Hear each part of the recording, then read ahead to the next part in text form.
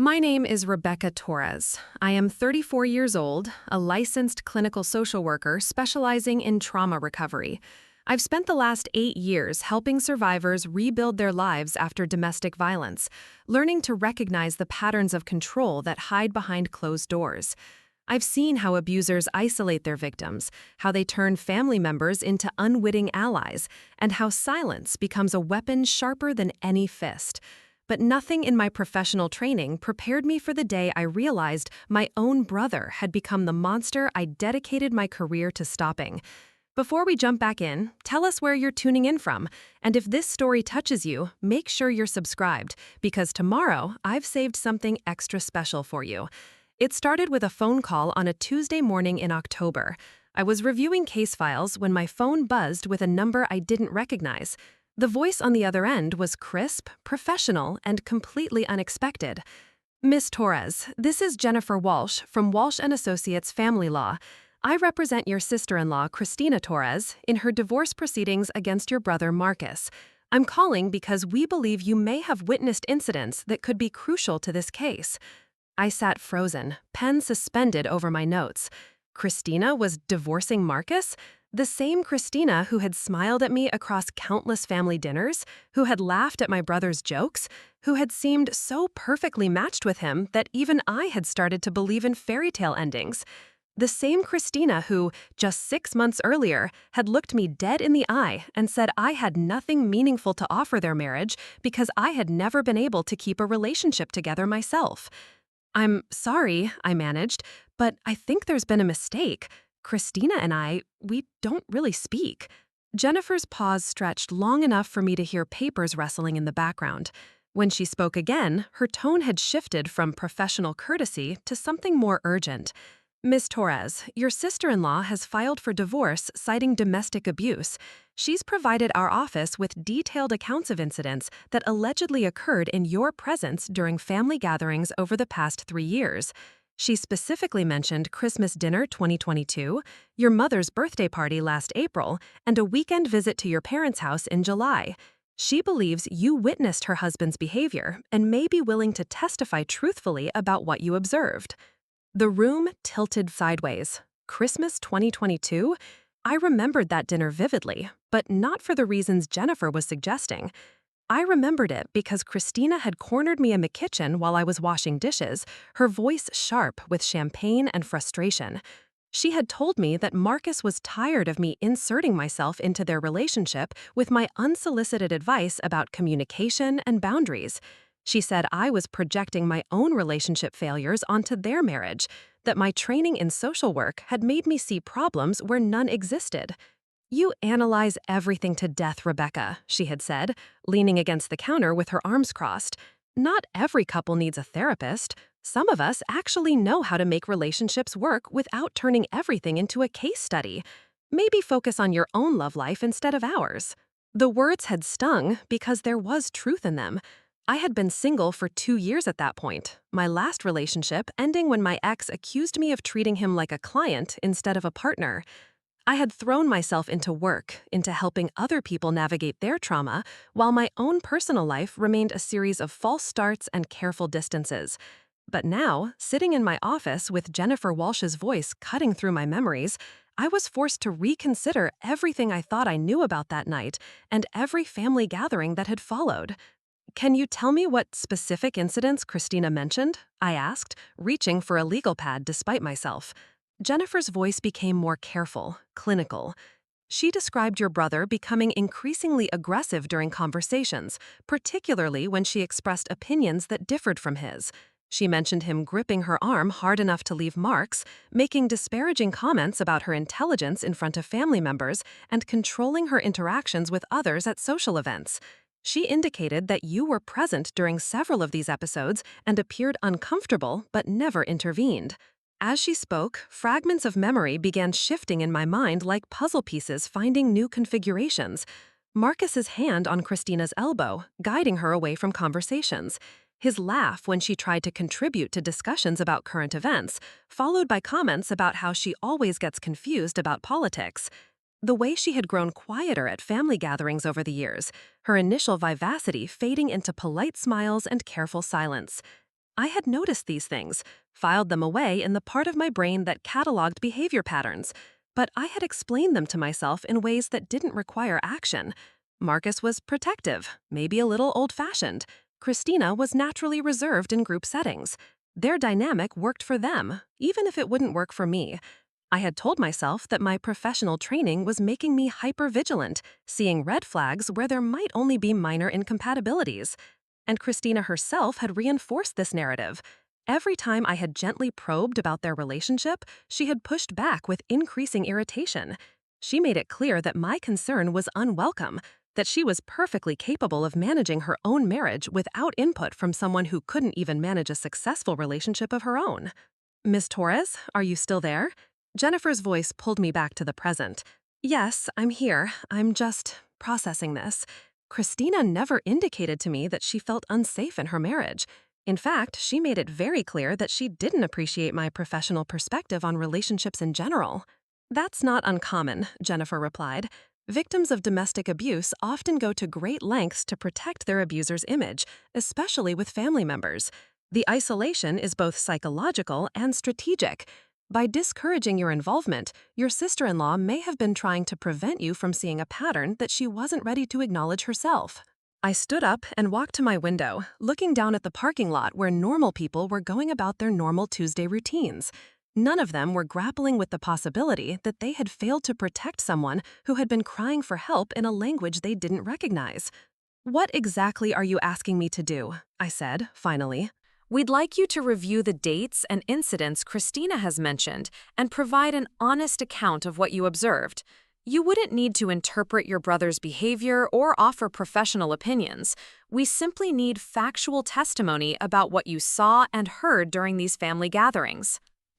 The ethical implications crashed over me in waves. Marcus was my brother, my only sibling, the person who had driven 4 hours to help me move apartments, who had called me every week during my divorce proceedings with my ex-husband, who had never missed a birthday or holiday in 34 years. But Christina was a woman who might have been trapped in an abusive marriage, while I, with all my training and expertise, had dismissed her situation because she had wounded my pride. "I need time to think about this," I said. "Of course, but Ms. Torres, I should mention that Christina specifically requested that we reach out to you. Despite the tension between you two, she believes you're someone who will tell the truth, even when it's difficult. She said you're the only person in your brother's family who might be willing to see past family loyalty to what actually happened." After Jennifer hung up, I sat in the growing darkness of my office, unable to turn on the lights or move toward my car. The case files on my desk seemed to mock me with their neat summaries of other people's trauma, other people's courage in speaking truth to power. How many times had I encouraged clients to trust their instincts, to speak up when they witnessed abuse, to prioritize safety over family harmony? Now I was facing my own test, and the professional expertise I had built my career on felt fragile as paper in my hands. Christina had been right about one thing. I had never successfully navigated a long-term relationship. My marriage had ended amicably but definitively when we realized we had built our partnership on shared career ambitions rather than genuine intimacy. The relationships that followed had withered under the weight of my hyper-analytical approach to every interaction. But that didn't mean I was wrong about what I had observed. It only meant I had been too willing to doubt myself when Christina challenged my perceptions. I had prioritized keeping peace with my brother over protecting a woman who might have been sending distress signals I was trained to recognize. The next morning, I called Jennifer Walsh back. "I'll review the incidents Christina mentioned," I told her. "I'll write down everything I remember, exactly as it happened, but I need you to understand that this decision is destroying my family. My parents, my brother, everyone is going to see this as a betrayal." "Miss Torres," Jennifer said gently, "sometimes protecting someone requires betraying the people who are protecting their abuser. That's a choice every witness has to make for themselves." As I hung up the phone, I realized that Christina's cruel words 6 months earlier had contained a grain of truth I was only now ready to face.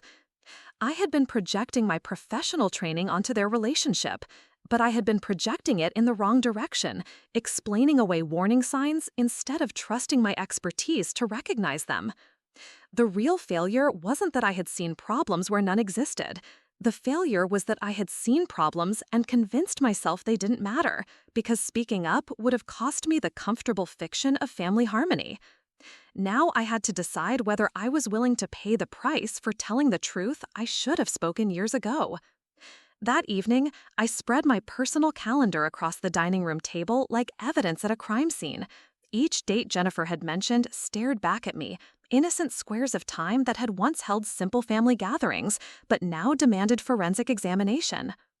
I started with Christmas 2022, the night Christina had confronted me in the kitchen with words sharp enough to cut. I closed my eyes and forced myself back to that December evening at my parents' house in suburban Phoenix. The living room had been warm with the smell of pine candles and my mother's famous tamales. Marcus had arrived with Christina around 4 in the afternoon, both of them carrying wrapped gifts and wearing matching burgundy sweaters that my mother had immediately photographed for her social media. The first few hours had unfolded like any family holiday. Marcus helped my father set up the new television he had bought my mother, while Christina and I worked in the kitchen preparing side dishes. She had seemed relaxed then, chatting about her job at the marketing firm and asking about my caseload at the community mental health center. Nothing about her demeanor had suggested distress or fear. But as the evening progressed and the wine flowed more freely, the atmosphere had shifted in ways I was now compelled to examine with professional scrutiny. During dinner, my mother had mentioned a news story about a local woman who had started a nonprofit for homeless veterans. Christina had brightened, mentioning that her company had considered doing pro bono marketing work for similar organizations. Marcus had laughed, the sound carrying an edge I had dismissed as holiday stress. Christina always gets these humanitarian impulses after she's had a glass of wine, he had said, his hand settling on her shoulder in what I had interpreted as affectionate teasing. Tomorrow she'll remember that nonprofits don't pay the mortgage. I remembered Christina's smile faltering, her cheeks flushing darker than the wine could account for. She had reached for her water glass instead of responding, her gaze dropping to her plate. At the time, I had read this as embarrassment at having her idealism gently corrected in front of the family. Now I wondered if it had been something else entirely. The conversation had moved on, but I found more fragments as I dug deeper into that December evening. My father had asked Christina about her promotion prospects at work, a topic that should have excited her given her ambition and talent. Instead of answering directly, she had glanced at Marcus before speaking. "I'm not really focused on climbing the corporate ladder right now," she had said carefully. "Marcus and I are thinking about starting a family soon, so my priorities are shifting toward home." This had surprised me because Christina had always been intensely career-driven. During their engagement party 2 years earlier, she had talked enthusiastically about her 5-year plan to become a partner in her firm. But that Christmas night, she spoke about her professional goals as if they were childish fantasies she was outgrowing. Marcus had smiled approvingly, squeezing her hand. Christina's finally understanding that success means different things at different stages of life, he had said. She's learning to think about our future instead of just her individual ambitions.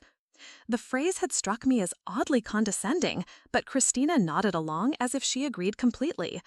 When my mother had asked follow-up questions about their family planning timeline, Christina had deferred to Marcus for every answer. How many children they wanted, when they hoped to start trying, whether they would prefer boys or girls. She spoke about her own reproductive future as if it were a collaborative project she was privileged to participate in rather than her own autonomous choice. After dinner, while the men watched football in the living room, Christina and I had found ourselves alone in the kitchen loading the dishwasher. I had made some casual comment about how different she seemed from the ambitious woman I had met at their engagement party. That was when she had turned on me with surprising venom. "You think you understand relationships because you study broken ones all day," she had said, her voice low but fierce. "But you don't know anything about making a marriage actually work. Marcus loves me enough to help me grow beyond my selfish phase. He's teaching me to think about our partnership instead of just my own wants." I had tried to explain that personal growth shouldn't require abandoning professional aspirations, that healthy partnerships expanded rather than contracted individual identities. The phrase had struck me as oddly condescending, but Christina nodded along as if she agreed completely. When my mother had asked follow-up questions about their family planning timeline, Christina deferred to Marcus for every answer. How many children they wanted, when they hoped to start trying, whether they would prefer boys or girls. She spoke about her own reproductive future as if it were a collaborative project she was privileged to participate in rather than her own autonomous choice. After dinner, while the men watched football in the living room, Christina and I had found ourselves alone in the kitchen loading the dishwasher. I had made some casual comment about how different she seemed from the ambitious woman I had met at their engagement party. That was when she had turned on me with surprising venom. "You think you understand relationships because you study broken ones all day," she had said, her voice low but fierce. "But you don't know anything about making a marriage actually work. Marcus loves me enough to help me grow beyond my selfish phase. He's teaching me to think about our partnership instead of just my own wants." I had tried to explain that personal growth shouldn't require abandoning professional aspirations, that healthy partnerships expanded rather than contracted individual identities. But that didn't mean I was wrong about what I had observed. It only meant I had been too willing to doubt myself when Christina challenged my perceptions. I had prioritized keeping peace with my brother over protecting a woman who might have been sending distress signals I was trained to recognize. The next morning, I called Jennifer Walsh back. "I'll review the incidents Christina mentioned," I told her. "I'll write down everything I remember, exactly as it happened. But I need you to understand that this decision is destroying my family. My parents, my brother, everyone is going to see this as a betrayal." "Miss Torres," Jennifer said gently, "sometimes protecting someone requires betraying the people who are protecting their abuser. That's a choice every witness has to make for themselves." As I hung up the phone, I realized that Christina's cruel words 6 months earlier had contained a grain of truth I was only now ready to face. I had been projecting my professional training onto their relationship, but I had been projecting it in the wrong direction, explaining away warning signs instead of trusting my expertise to recognize them. The real failure wasn't that I had seen problems where none existed. The failure was that I had seen problems and convinced myself they didn't matter because speaking up would have cost me the comfortable fiction of family harmony. Now I had to decide whether I was willing to pay the price for telling the truth I should have spoken years ago. That evening, I spread my personal calendar across the dining room table like evidence at a crime. But Christina had cut me off with the words that had haunted me for months. "You have nothing meaningful to offer our marriage, Rebecca. You're 32 and divorced, living alone, throwing yourself into other people's problems because you can't solve your own. Maybe work on keeping a relationship together before you start giving advice to people who actually know how to love someone." The cruelty of it had left me speechless. I had retreated to the bathroom, splashed cold water on my face, and spent the rest of the evening avoiding her. But now, sitting in my dining room with Jennifer Walsh's words echoing in my mind, I wondered if Christina's attack had been less about my failures and more about her desperate need to defend a reality she was trying to convince herself was normal. I moved to April, my mother's 72nd birthday celebration. The family had gathered at a restaurant downtown, a place with white tablecloths and jazz music that made conversation feel more formal than usual. Christina had arrived late, apologizing profusely to my mother and explaining that she had lost track of time while getting ready. Marcus had smiled indulgently, but his words carried a sharper edge. "Christina's been struggling with time management lately," he had said to the table. "I keep telling her that being fashionably late works for cocktail parties, not family dinners where reservations matter." She had flushed, sitting down quickly and smoothing her dress with nervous hands. Throughout the meal, Marcus had continued making small corrections to her behavior. He had suggested she order the fish instead of the pasta because she had been complaining about feeling bloated lately. When she had tried to share a funny story about a client presentation, he had interrupted to clarify details she had gotten slightly wrong, turning her amusing anecdote into an awkward recitation of facts. Each correction had been delivered with a smile, framed as helpful guidance from a caring husband. But the accumulation had been suffocating to watch. By the time dessert arrived, Christina had grown so quiet that my mother had asked if she was feeling well. "She's fine," Marcus had answered before Christina could respond. "She's been tired lately. I keep telling her to cut back on the evening yoga classes and get more sleep instead." Christina had nodded agreement, but I caught something in her expression that I couldn't name at the time. Now I recognized it as the look I had seen on countless clients' faces when they described being managed and monitored by partners who claimed to know their needs better than they did themselves. The July weekend visit had been even more troubling in retrospect. My parents had invited Marcus and Christina to stay for 3 days while they decided whether to downsize to a smaller house. It was meant to be a relaxed family weekend with barbecues and card games and lazy mornings on the back patio. But Marcus had turned it into an extended performance of domestic authority. He had criticized Christina's packing choices, claiming she had brought too many clothes for a casual weekend.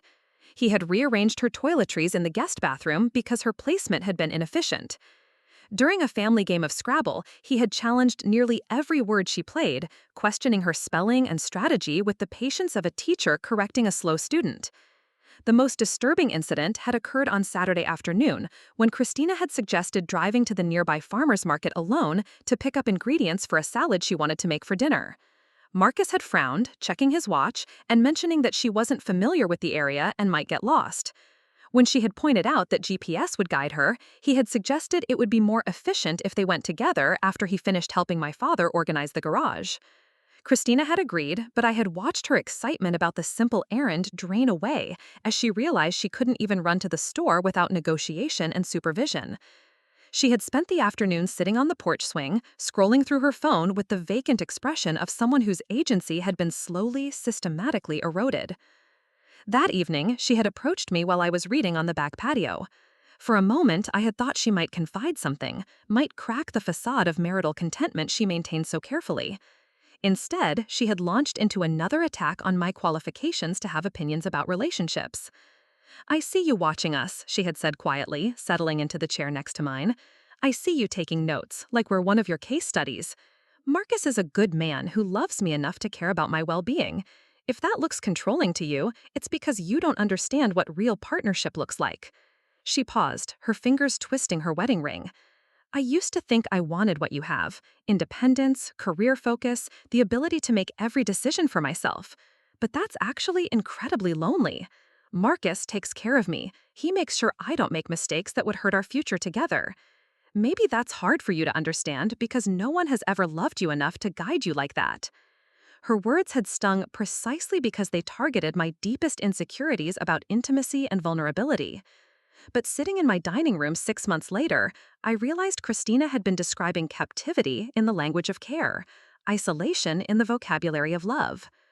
Every limitation Marcus placed on her autonomy had been reframed as protection. Every diminishment of her voice had been recast as partnership.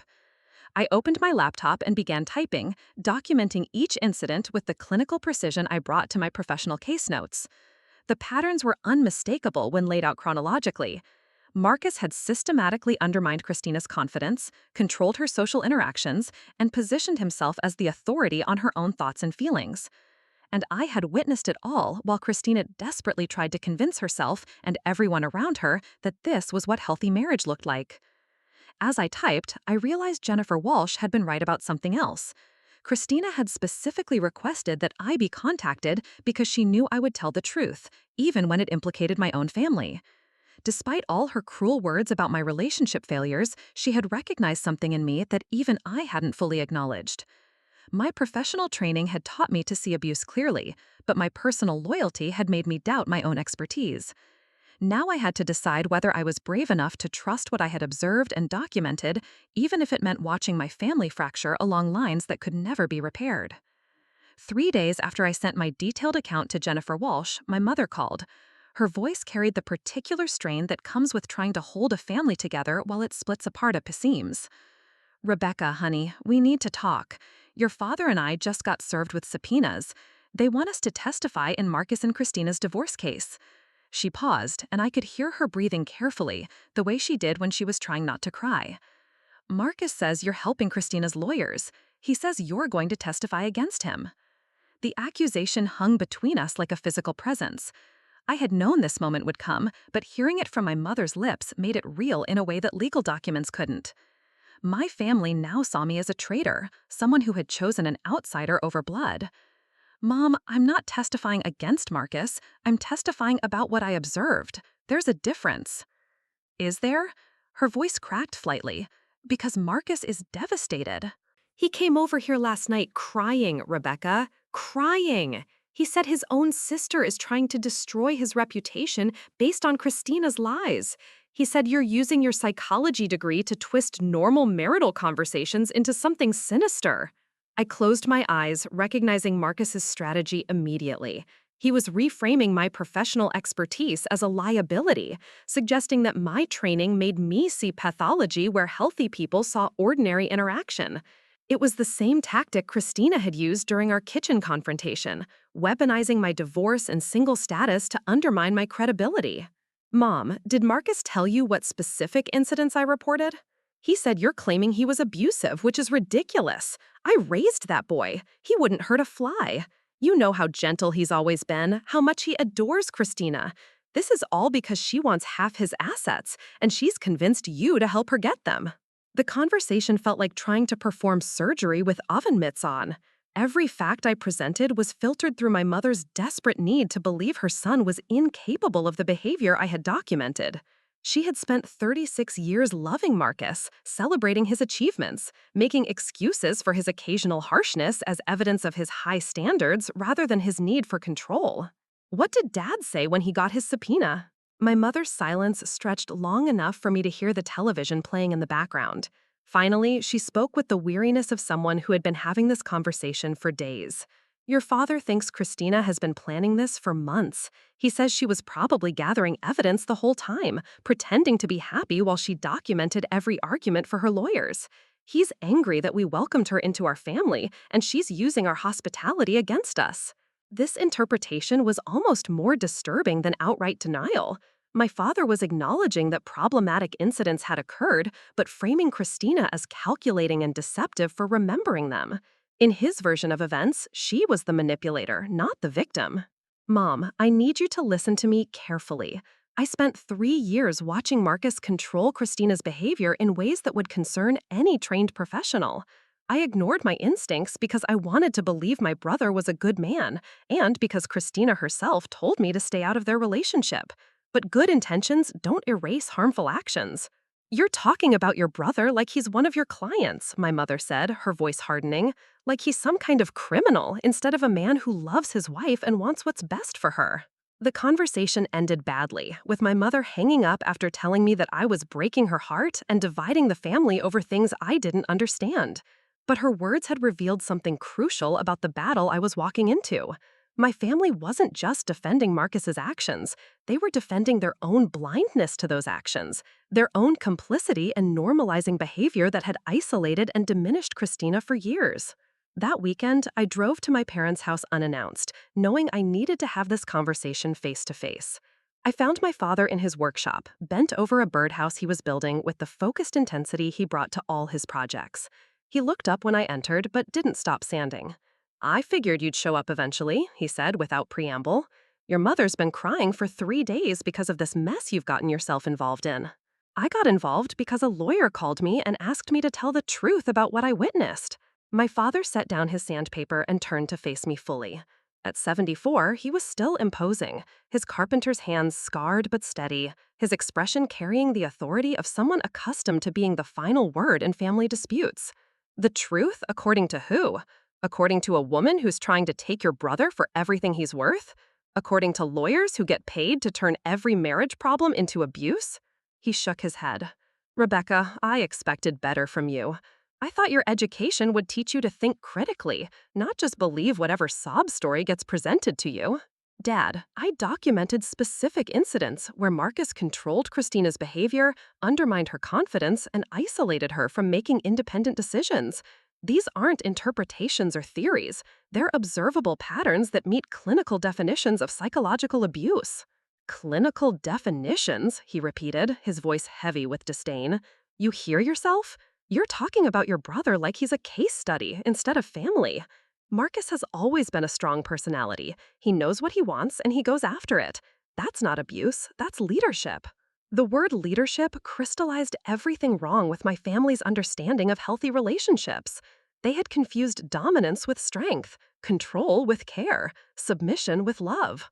Marcus's treatment of Christina wasn't concerning to them because it mirrored dynamics they had normalized in their own marriage and social circle.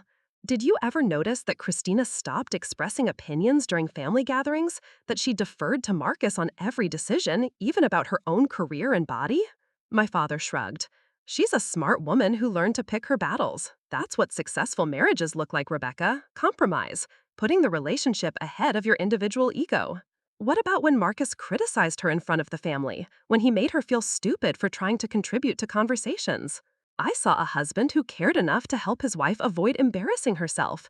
Christina can be scattered sometimes. Marcus was looking out for her. He picked up his sandpaper again, signaling that the conversation was over as far as he was concerned. You're so busy looking for problems that you can't see when people are actually taking care of each other. As I drove home, I realized that testifying against Marcus would require confronting not just his behavior, but the entire family system that had enabled and normalized it. My parents genuinely believed they were defending an innocent man against false accusations.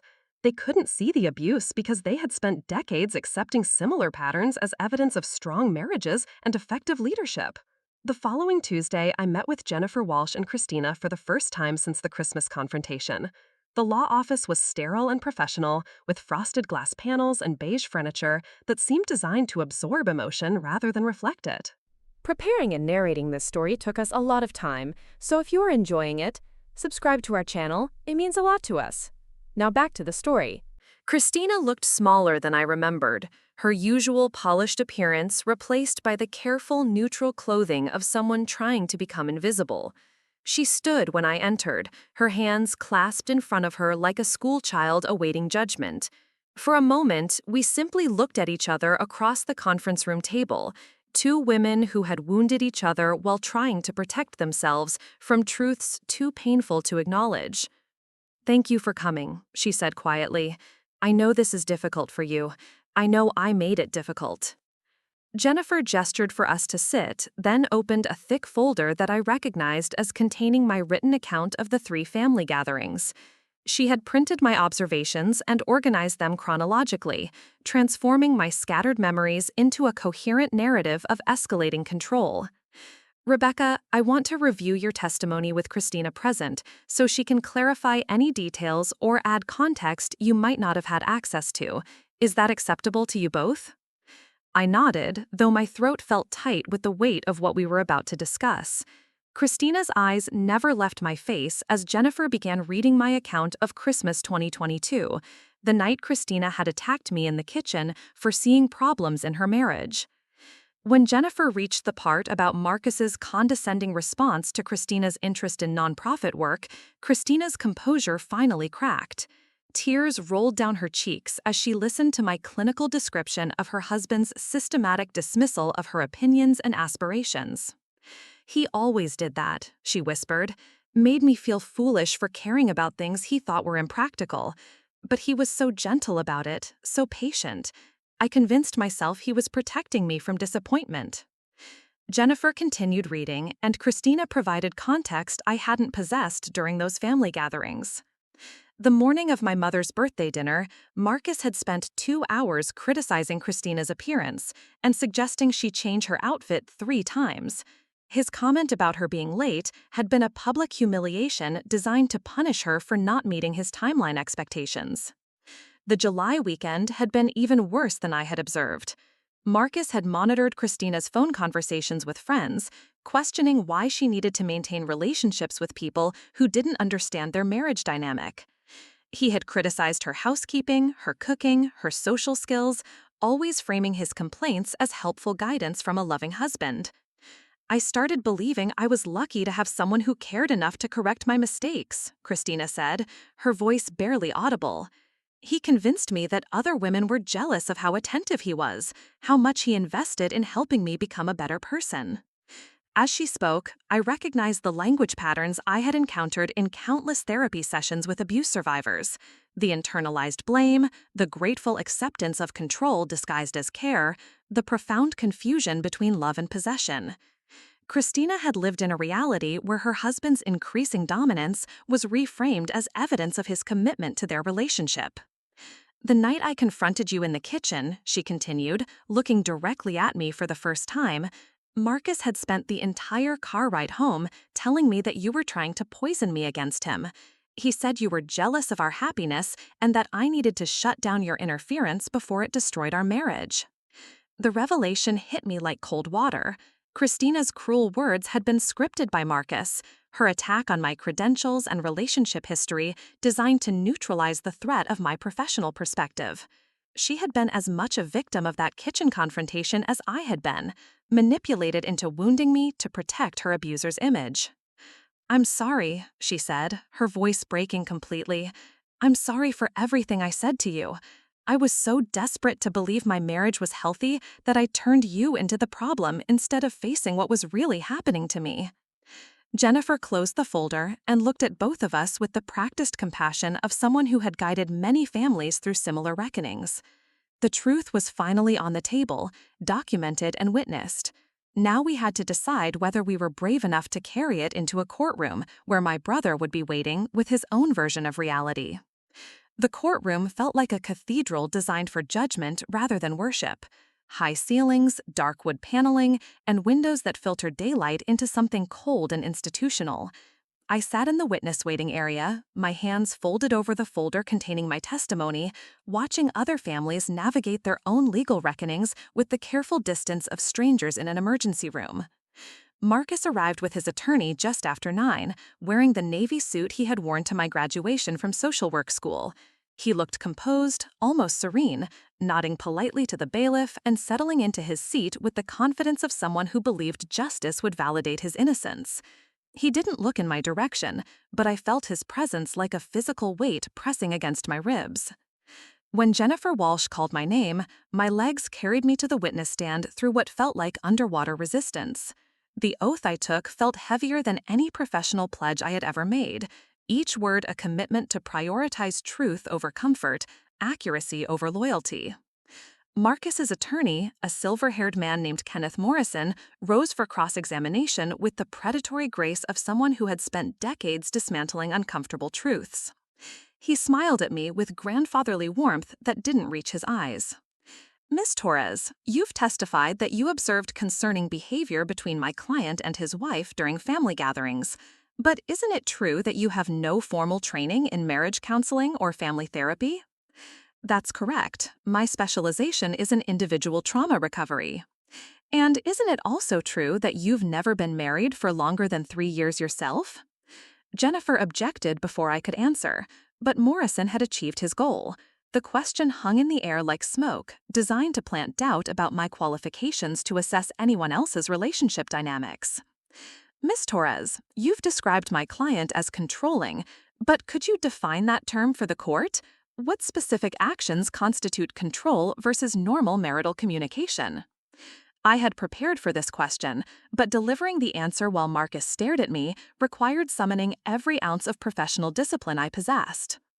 Control in intimate relationships involves restricting a partner's autonomy, decision-making ability, or social connections. It often manifests through criticism disguised as concern, isolation presented as protection, and the systematic undermining of the partner's confidence and independence. Those are certainly impressive clinical terms, Ms. Torres, but in your expert opinion, where exactly is the line between a husband offering guidance to his wife and the psychological abuse you're describing? The question was a trap designed to make me appear either too rigid or too permissive in my standards. I took a breath and focused on the facts I had documented. Guidance respects the recipient's agency to accept or decline advice. It doesn't involve punishment for disagreement or systematic correction of personal preferences and opinions. When I observed your client respond to his wife's interest in nonprofit work by dismissing it as a wine-induced impulse, that crossed from guidance into belittlement. Morrison nodded as if he found my answer reasonable, then struck with surgical precision. "Miss Torres, you testified that Mrs. Torres told you to stay out of her marriage, that she specifically said you had nothing meaningful to offer their relationship. Doesn't that suggest she was satisfied with her husband's behavior and viewed your concerns as unwelcome interference?" The courtroom fell silent, except for the whisper of the ventilation system. Morrison had identified the central weakness in my testimony, the fact that Christina herself had rejected my perspective and attacked my credibility. Without context about abuse dynamics, my intervention appeared presumptuous, and my brother's marriage seemed healthy enough to defend itself against outside criticism. Victims of psychological abuse often protect their abuser's reputation, especially from family members who might intervene. Mrs. Torres was isolated and convinced that her husband's control was evidence of love rather than possession. Her rejection of my concern was consistent with someone whose reality had been systematically distorted. Or, Morrison countered with a slight smile, it was consistent with someone whose marriage was actually functional and who resented her sister-in-law's professional overreach. Isn't it possible, Ms. Torres, that your training has made you pathologize normal relationship dynamics? I felt the courtroom's attention focus like a magnifying glass. Morrison had articulated the doubt that had plagued me for months, the possibility that my expertise was a liability rather than an asset, that I was seeing pathology where others saw ordinary love. It's possible, I admitted, watching surprise flicker across Morrison's face. He had expected denial, not honesty. That's why I documented specific behaviors rather than relying on general impressions. The pattern of criticism, isolation, and control I observed meets established criteria for psychological abuse, regardless of my personal biases or professional background. Morrison shifted tactics, sensing that direct attacks on my competence weren't landing as effectively as he had hoped. Ms. Torres, you've mentioned that you and Mrs. Torres had a confrontational conversation at a family Christmas gathering. During that conversation, she accused you of projecting your own relationship failures onto her marriage. How did that make you feel? Jennifer objected to the question's relevance, but the judge allowed it. Morrison was trying to establish that personal animosity, rather than professional concern, had motivated my testimony. It made me question my perceptions and withdraw from offering any further input about their relationship, I answered truthfully. Mrs. Torres was effective in making me doubt my observations and feel ashamed of my single status. So you stopped trying to interfere in their marriage after she told you your input was unwelcome? I stopped offering direct commentary, yes, but I continued to observe concerning patterns during subsequent family gatherings. Morrison's expression suggested he was building towards something larger, gathering threads that would weave into a more comprehensive attack on my credibility. Ms. Torres, you testified that during a July weekend visit, you observed my client suggesting that his wife not drive to a farmer's market alone because she might get lost. Are you seriously asking this court to interpret a husband's concern for his wife's navigation skills as evidence of abuse? Scattered laughter rippled through the courtroom, and I felt the ground shifting beneath my testimony. Morrison was succeeding in making Marcus's behavior seem not just normal, but admirably attentive. Taken in isolation, that incident might appear benign, I replied carefully. But in the context of a pattern where Mrs. Torres was consistently prevented from making independent decisions or maintaining autonomous activities, it represented another restriction on her freedom of movement. Or it represented a caring husband who knew his wife's strengths and weaknesses and wanted to prevent her from getting lost in an unfamiliar area, Morrison suggested. Ms. Torres, have you ever gotten lost while driving somewhere new? Yes. And wouldn't you appreciate a partner who helped you avoid that frustration? The question was impossible to answer without seeming either unreasonable or hypocritical. If I said yes, I validated Marcus's behavior. If I said no, I appeared to prefer inefficiency over partnership.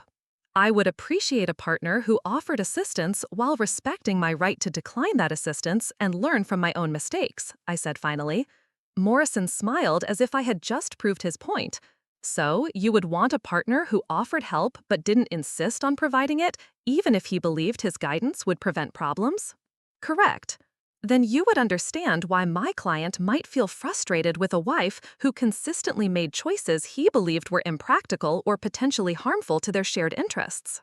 I realized Morrison had led me into validating the very dynamic I was trying to expose. By framing Marcus's control as frustrated concern rather than systematic domination, he was making abuse appear indistinguishable from caring partnership. The difference, I said, leaning forward slightly, is that frustration with a partner's choices doesn't justify removing their right to make those choices. Love doesn't require control to be effective. But marriage does require compromise, doesn't it, Miss Torres? It requires partners to consider each other's perspectives and sometimes defer to each other's expertise. Yes, but deference should be voluntary and reciprocal, not demanded and one-directional. Morrison nodded thoughtfully, as if conceding the point, then delivered his final strike. Miss Torres, you've never experienced the kind of partnership you're describing as healthy, have you? Your own marriage ended in divorce, and you've remained single for several years since then. How can you testify about successful relationship dynamics when you haven't achieved them yourself? The question landed like a physical blow, designed to discredit not just my testimony, but my fundamental authority to speak about intimate relationships. The courtroom waited for my response with the hungry attention of spectators at a collision.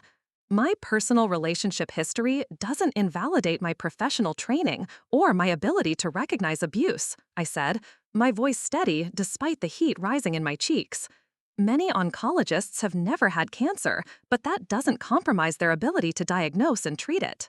But unlike cancer, Miss Torres, marriage is something most people experience personally. Wouldn't you agree that someone who has maintained a successful long-term partnership might have insights into healthy relationship dynamics that someone who hasn't achieved that success might lack? I looked across the courtroom to where Christina sat beside Jennifer Walsh, her hands folded in her lap, her expression carefully neutral. She was watching me defend not just her experience, but my own right to speak about relationships despite my history of romantic failure. I would agree that personal experience provides valuable insights, I replied, but I would also argue that professional training, objective observation, and documented evidence provide a different kind of authority. My brother's marriage appeared successful to many people, including my parents, because they weren't trained to recognize the patterns of control and isolation that define psychological abuse. Morrison sat down with the satisfied expression of someone who believed he had successfully undermined my credibility. The damage felt comprehensive, my professional expertise reduced to the bitter theorizing of a woman too damaged to sustain her own relationships. But as I stepped down from the witness stand, I caught Christina's eye.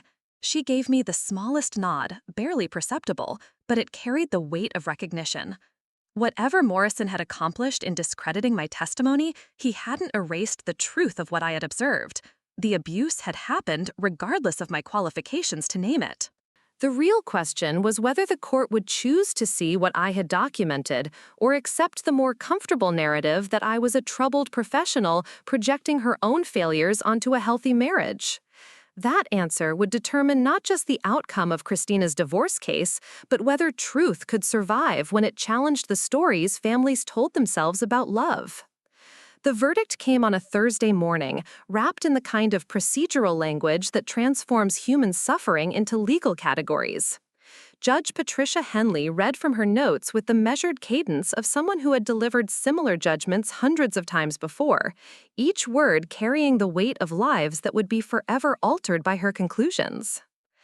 Having reviewed all testimony and evidence presented in this matter, the court finds clear and convincing evidence that the respondent, Marcus Torres, engaged in a pattern of psychological and emotional abuse toward the petitioner, Christina Torres, throughout their marriage.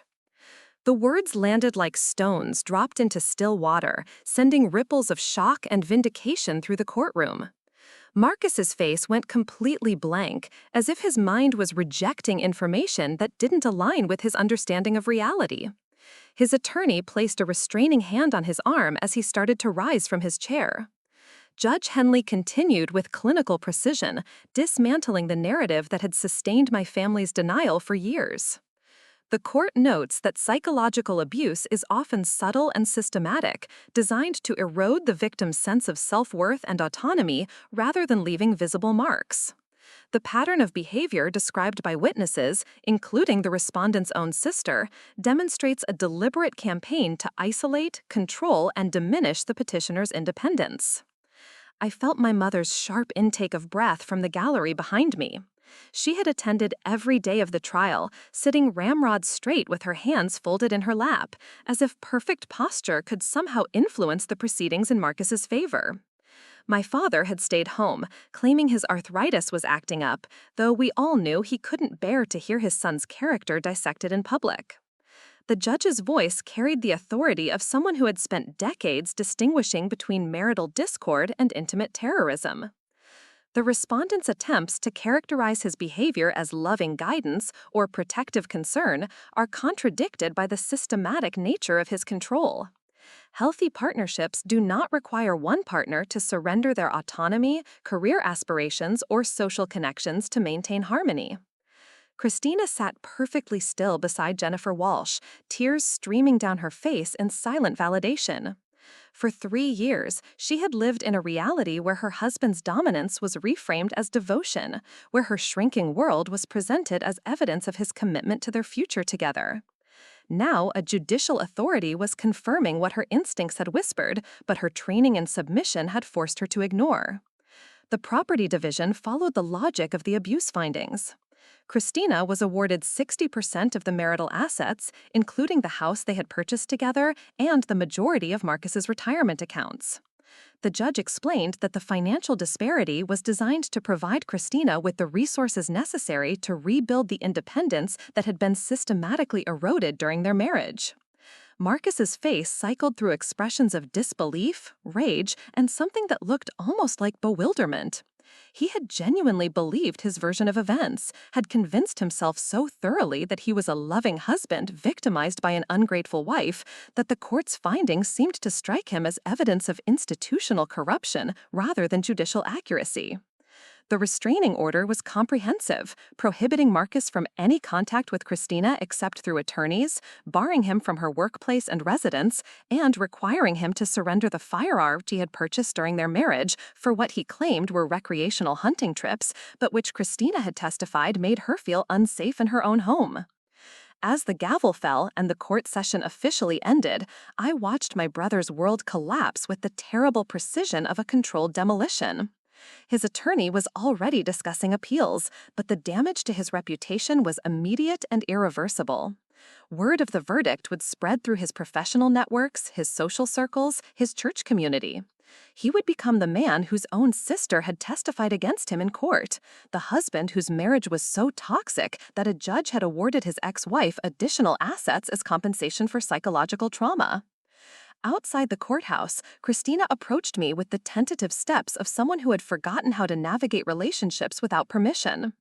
She looked smaller than I remembered, not because she had lost weight, but because she was no longer carrying the invisible armor of denial that had made her seem so formidable during our kitchen confrontation. "I need to thank you," she said, her voice barely audible above the traffic noise from the street. "I know what this cost you. I know your family will never forgive you for choosing me over Marcus." The truth was more complicated than gratitude could capture. I hadn't chosen Christina over Marcus so much as I had chosen accuracy over comfort, documentation over denial. But I understood why she framed it as a binary choice, why she needed to believe someone had finally prioritized her safety over family harmony. "I chose the truth," I replied. "What my family does with that truth is their decision to make." We stood together in the October sunlight, two women who had wounded each other while trying to protect themselves from unbearable realities. Christina's attack on my relationship credentials had been cruel, but accurate in its own way. I had never sustained the kind of partnership I advocated for professionally. But my failure to achieve lasting intimacy didn't invalidate my ability to recognize when intimacy had been weaponized into control. "What will you do now?" I asked, genuinely curious about how someone begins rebuilding a life after having their reality validated by a court of law. "I'm not sure," she admitted. "I've been thinking about going back to school, maybe getting a degree in counseling. I want to help other women recognize what I couldn't see in my own life." She paused, smoothing her hair with nervous fingers. "Would you be willing to write me a recommendation letter? I know that's asking a lot after everything I said to you." The request surprised me with its raw vulnerability. Christina was asking not just for professional support, but for forgiveness disguised as academic endorsement. She was acknowledging that my expertise, which she had so viciously attacked, might now serve as a bridge to her own professional development. "I'll write the letter," I said, "but I want you to understand something. The work you're considering isn't about redemption or making amends for what you endured. It's about using your experience to help others avoid the same trap. Don't pursue counseling because you feel guilty about your marriage. Pursue it because you have something valuable to offer. She nodded, tears spilling over despite her efforts to maintain composure. I spent so many years convincing myself that strength meant enduring whatever Marcus did to me. I thought leaving would prove I was weak, that I couldn't handle real love. But staying was what made me weak. Staying was what almost destroyed me. 3 months after the trial, my relationship with my parents had settled into a polite détente that felt like emotional purgatory.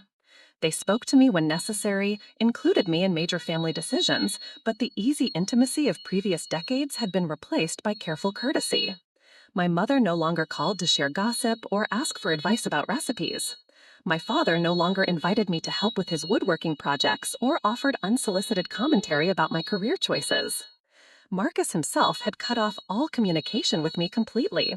He had moved to Denver, citing better job opportunities, but I suspected he simply couldn't bear to live in a city where people knew the details of his divorce.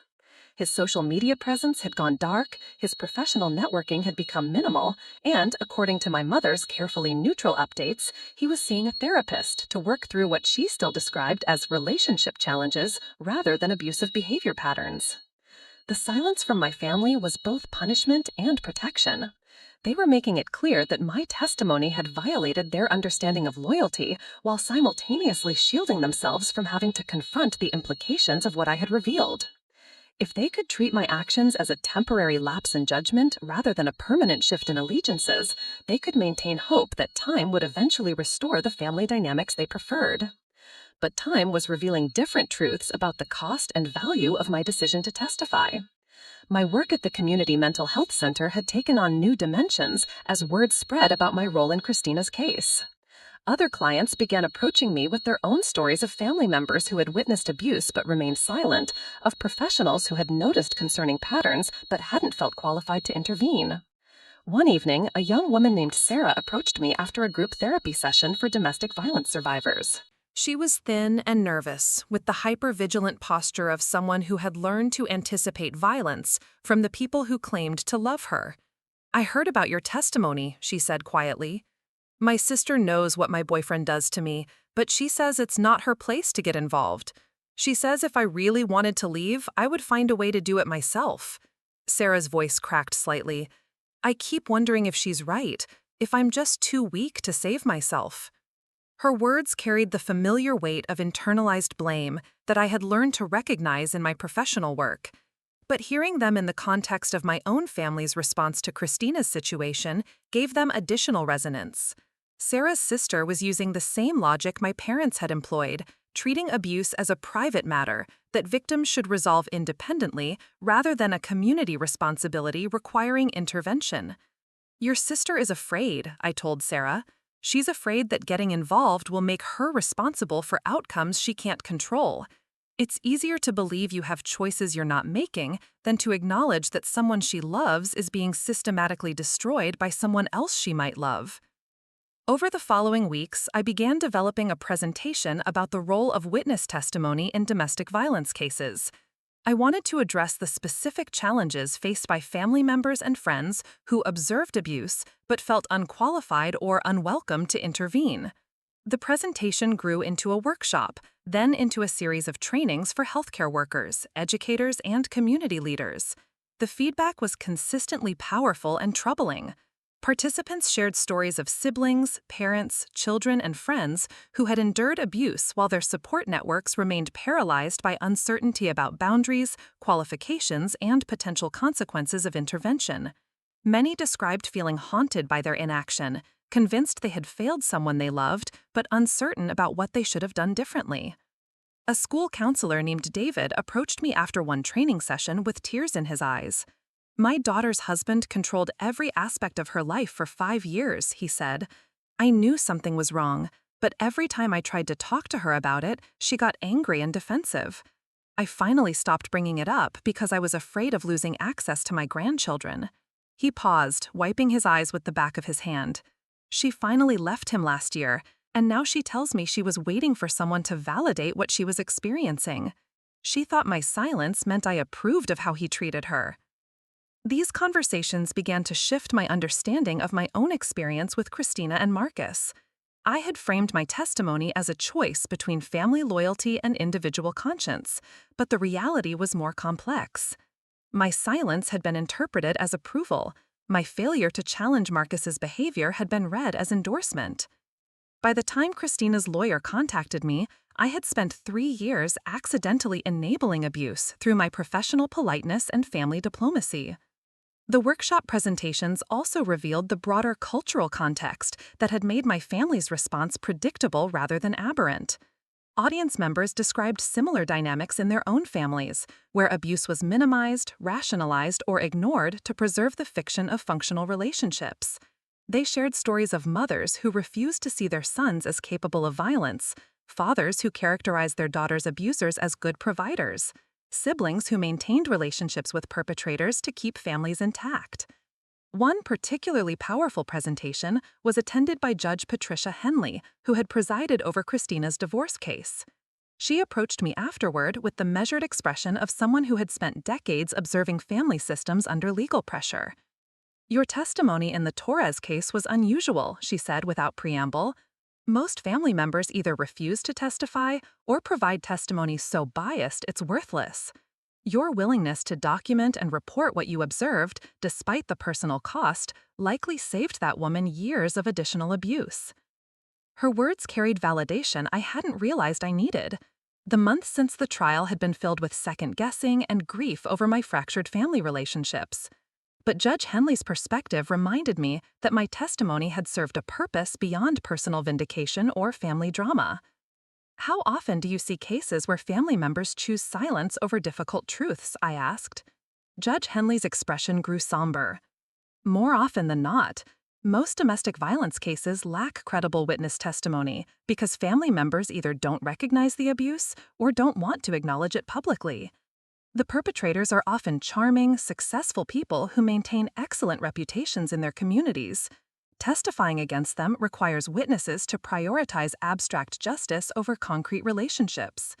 She paused, considering her words carefully. "What made your testimony particularly powerful was your professional credibility combined with your personal relationship to the defendant. You couldn't be dismissed as a biased outsider or an unreliable professional. Your observations carried weight precisely because contradicting them required the court to believe you had fabricated evidence against your own brother." 6 months after the trial, I received an unexpected call from Marcus. His voice sounded different over the phone, smaller and less certain than the commanding tone I had known throughout our childhood and adult relationship. He was calling from Denver, where he had accepted a position with a consulting firm that specialized in infrastructure development. "I've been thinking about the trial," he said without introduction or pleasantries. "I've been working with a therapist here, trying to understand what happened between Christina and me." The conversation that followed was unlike any exchange we had ever had as siblings. Marcus spoke slowly, carefully, as if each word required deliberate consideration. He described sessions with a counselor who specialized in treating people who had engaged in abusive behavior, a professional who had helped him recognize patterns he had never identified as problematic. "She asked me to describe a typical argument between Christina and me," he said. "When I finished, she asked me to tell her what Christina's position had been during the disagreement. I realized I couldn't answer that question. I could tell her what Christina had done wrong, what she had failed to understand, how I had corrected her thinking, but I couldn't describe her actual perspective or explain why she might have felt differently than I did." This admission represented a seismic shift in Marcus's self-understanding. For the first time, he was acknowledging that his interactions with Christina had been characterized by correction rather than collaboration, by his need to be right rather than their mutual need to be heard. The therapist helped me see that I had been treating Christina like a project rather than a partner. I thought I was helping her become a better person, but I was actually preventing her from being herself. His voice caught slightly. I convinced myself that love meant knowing what was best for someone else and making sure they did it. The conversation lasted nearly 2 hours, during which Marcus detailed insights that his therapy had revealed about control, communication, and the difference between partnership and possession. He had begun to understand that his behavior toward Christina hadn't been motivated by superior wisdom or protective instinct, but by his deep discomfort with her independence and his need to feel essential to her functioning. "I'm not calling to ask for forgiveness," he said as the conversation wound toward its conclusion. "I'm calling to acknowledge that your testimony was accurate. I did those things you described. I did treat Christina in ways that were harmful and controlling. I'm not sure I would have been able to see that without the shock of the trial and the divorce." The admission felt like a gift I hadn't known I needed. For months, I had carried the weight of uncertainty about whether I had interpreted Marcus's behavior correctly, whether my professional training had led me to pathologize normal relationship dynamics. His acknowledgement validated not just my observations, but my decision to trust them despite the social and familial pressure to remain silent. "What does this mean for us?" I asked. "For our relationship as siblings?" Marcus was quiet for a long moment. When he spoke, his voice carried the exhaustion of someone who had spent months confronting uncomfortable truths about himself. "I don't know yet. I'm still trying to understand who I am if I'm not the person I thought I was. The therapist says I need to focus on changing my behavior patterns rather than repairing relationships that I damaged through those patterns. She says relationships heal when people change, not when people apologize." A year after Christina's divorce was finalized, she graduated from a master's program in clinical social work with a specialization in domestic violence intervention. Her thesis project focused on the role of family witness testimony in abuse cases, examining how cultural narratives about loyalty and privacy often prevented relatives from providing crucial support to victims. She had invited me to her graduation ceremony, an occasion that felt simultaneously celebratory and melancholy. Watching her walk across the stage to receive her diploma, I was struck by how different she looked from the woman who had confronted me in my parents' kitchen 3 years earlier. The sharp defensiveness had been replaced by quiet confidence. The brittle smile had given way to expressions that seemed genuinely connected to her internal experience. At the reception afterward, Christina introduced me to her classmates and professors as the person whose testimony had helped her recognize her own experience as abuse. The introductions were matter-of-fact rather than dramatic, but they carried the weight of transformation that had occurred through our shared ordeal. "Rebecca taught me that sometimes the most loving thing someone can do is refuse to pretend everything is fine," she told a group of new graduates. She chose truth over comfort, documentation over denial. That choice gave me permission to stop pretending my marriage was healthy just because admitting otherwise was terrifying. Later that evening, as the reception wound down, Christina and I found ourselves sitting together in the parking lot, watching other graduates say goodbye to their families and drive away toward their new careers. The parallel wasn't lost on either of us. We had both been transformed by the events that began with a lawyer's phone call, both forced to rebuild our identities after confronting truths we had spent years avoiding. "Do you ever regret testifying?" she asked, her voice carrying genuine curiosity rather than need for reassurance.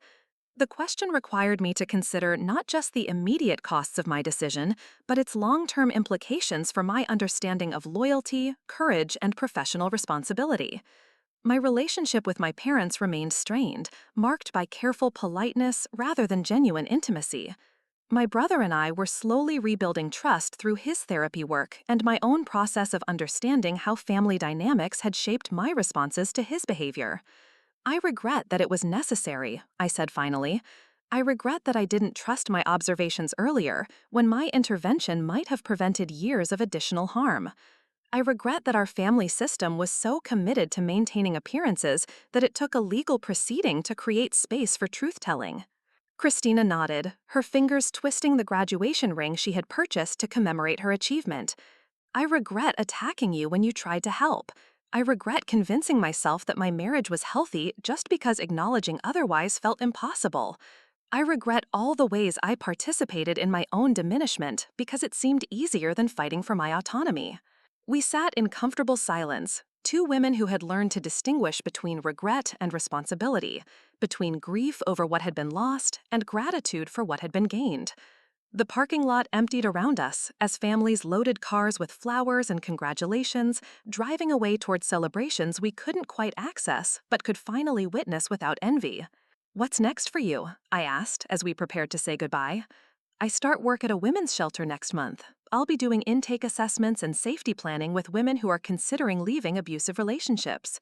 She paused, a smile crossing her face that looked nothing like the brittle expressions I remembered from family gatherings. I want to help them recognize that leaving isn't failure, it's courage, that choosing themselves isn't selfish, it's necessary. As I drove home that night, I thought about the ripple effects that had emerged from my decision to trust my professional training over my family loyalty. Christina had rebuilt her life around helping other women escape situations similar to what she had endured. Marcus had begun therapy work that was changing his understanding of relationships and control. I had developed training programs that helped community members recognize their responsibility to intervene when they witnessed abuse.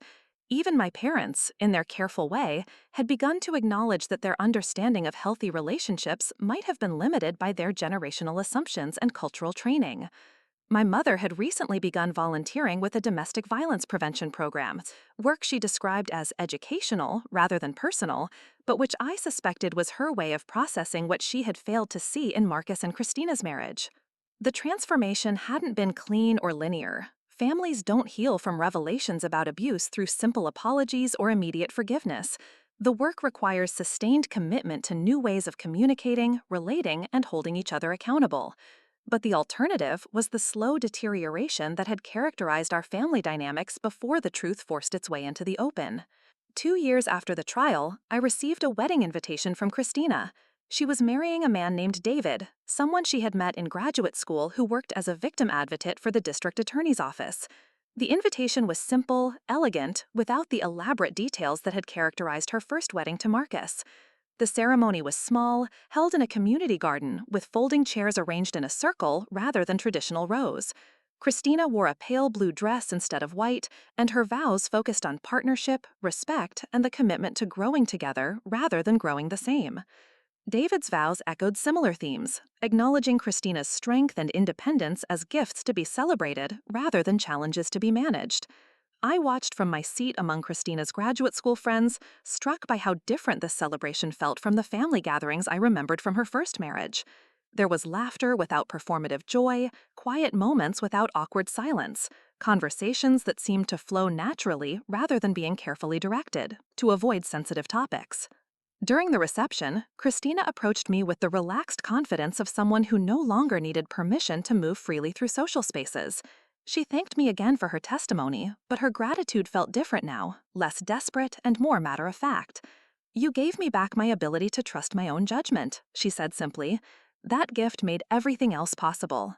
As the evening wound down and guests began to leave, I found myself thinking about the journey that had brought us to this moment.